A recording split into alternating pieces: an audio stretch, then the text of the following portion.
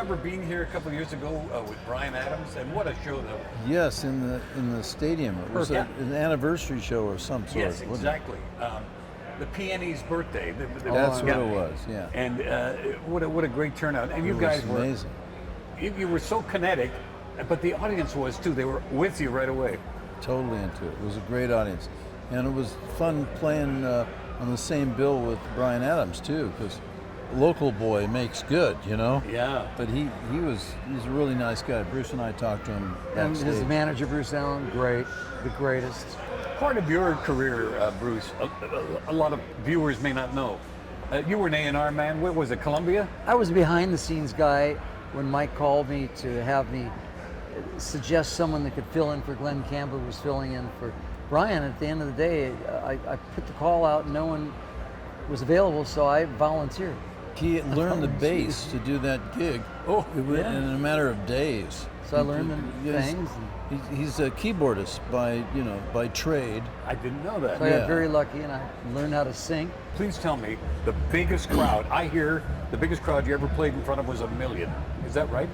Pittsburgh? Well, Philadelphia? Philadelphia and DC we did in the same day. Same the day. afternoon Philadelphia, the paper said there was 900,000 people in the streets of Philadelphia. So a combined total of over 1.5 million people one day. Oh, well, the president said, I'm a fan, or the vice president. It's Nancy actually called. I was in Canada doing a show. The White House calling. I said, White House calling? So it was Mrs. Reagan. So she apologized for what James Watt had said. I said, well, that's all right, Mrs. Reagan. That's not the first time or the last time he'll say something silly. So All the beach movies were spawned because of your success with what I call beach music. Yeah. And did you not appear with a net in one? yeah, we did. Monkey's uncle. I did the monkey with the net. And it was so salacious that they cut away to the kids dancing because they didn't want to see me getting down. We didn't ever foretell that we're going to be doing music as long as we have, but it's a blessing to be able to do it.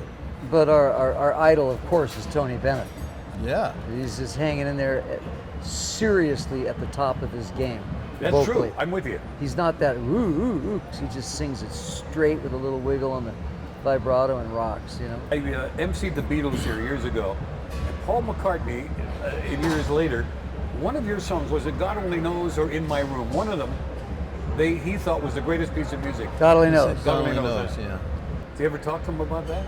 Yeah, well, he's been very nice and very kind towards the Beach Boys, and conversely, we are big fans of the Beatles as well. And Paul McCartney in particular, he's quite a crafty gentleman.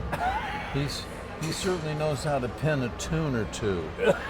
Yeah. I want to thank you guys for this, and I just want to add that the background sounds have been provided by either Preston Epps, who was the Bongo Rock. Bongo Rock. or Cozy Cole, 1958. who's no longer with us. Or Sandy Nelson, who I Thank you, just guys. talked Sandy to last Nelson. week. Yeah, really. Just talked to Terrific, another Thank one. you. Red, thanks, man. Good to see you. Thanks, guys.